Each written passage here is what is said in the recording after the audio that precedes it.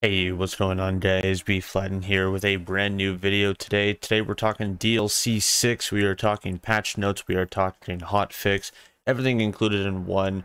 This is set to be a longer patch note because it's going to be the major patch.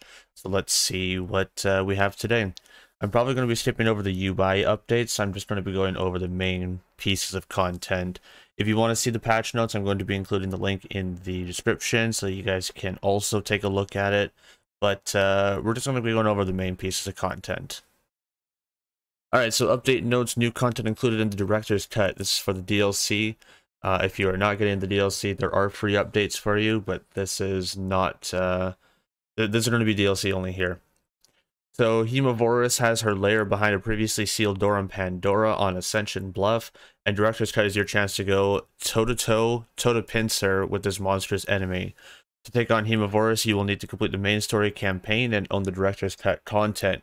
You receive the raid mission from inside Claptrap's closet on Sanctuary 3. It'll cost 500 Iridium for your group to open the door, giving you the opportunity for new loot if you succeed. Classic style raid boss Hemovorus, 500 Iridium. Ava Murder Mysteries. Ava is convinced she has a lead on some potentially supernatural slayings and has decided to document her findings in a serialized podcast form. Consider yourself going your gun-toting co-host as you investigate strange happenings on Pandora, Promethea, Eden 6, and Necrodefeo in search of answers and loot with the help of some of your familiar faces. Clay, Lorelei, and Ava, I believe, are the three in this fully fledged side quest, and it looks like you can get the mission starting from Ava. Added behind the scenes content, there's a new menu in Director's Cut Owners. You can see a bunch of the added behind the scenes stuff. Added support for vault cards and their rewards and implements on the first card of 3. So vault cards are a new challenge-based progression system in Borderlands 3. You can do cosmetics, plus some supremely powerful gear that scales to your level. Vault cards have 3 daily challenges and 1 multi-tiered weekly challenge each. Daily challenges will restart at 9 a.m. Pacific every day, and the weekly will reset at 9 a.m. Pacific every Thursday. New content for Designer's Cut and Season Pass 2 added 4 new pieces of gear to Arms Race for players with the Designer's Cut, and added the Disciples of the Vault cosmetic packs for players with Season Pass 2. Now, this is for base game content. If you do not own the Season Pass, or if you do not plan on getting the DLC, this is going to be for you for absolutely free. Just a free update. Maurice's Black Market vending machine is offering different top-tier legendary loot that would be hiding in a new location each week, excluding DLC maps. This vending machine will relocate 9 a.m. Pacific every Thursday. Added support for Crazy Earl's reroll anoint machine, which is actually a true story. It was not an April Fool's joke.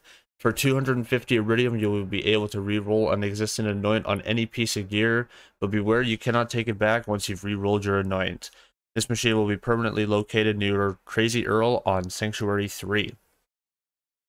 The Diamond Armory on Sanctuary 3, located under the bridge of Sanctuary 3, the Diamond Armory opens a whole room of loot. This room is activated with the use of a diamond key, which are rare rewards that can be obtained through vault cards. Some standard gameplay updated the Rhino to be able to reroll with anoints. Broken Heart Day weapons to be able to reroll with anoints as well. That is a big one. Updated heavy damage artifacts to properly increase weapon damage. Updated action skill active anointments, so that switching to an action skill active related anoint while the action skill is active benefits from the anoint. Sentinel cryo, action skill active, that sort of thing is going to be included. Address the reported concern that all players would not hear the Iridium log in the medical bay after the first vault mission. DLC 2, 3, and 4 properly scale with the player's level in true Vault Hunter mode. The Iridium jars and Moxie's height of the Handsome Jackpot to appear correctly for all players. Rename the Operative's Critical Mass class mod to its proper name, Spy. Interesting. Critical Mass is a new class mod in Director's Cut. The name was switched along the way somewhere, and this change corrects that. Interesting. The Hot Spring Legendary Grenade from Designer's Cut to show correct textures. There is a issue causing down players to stay and fight for your life after being revived in Arms Race. That's a good one. Address a reported issue that was causing skill points danger and arms race to not be granted. An indicator that a player is spectating an arms race after dying.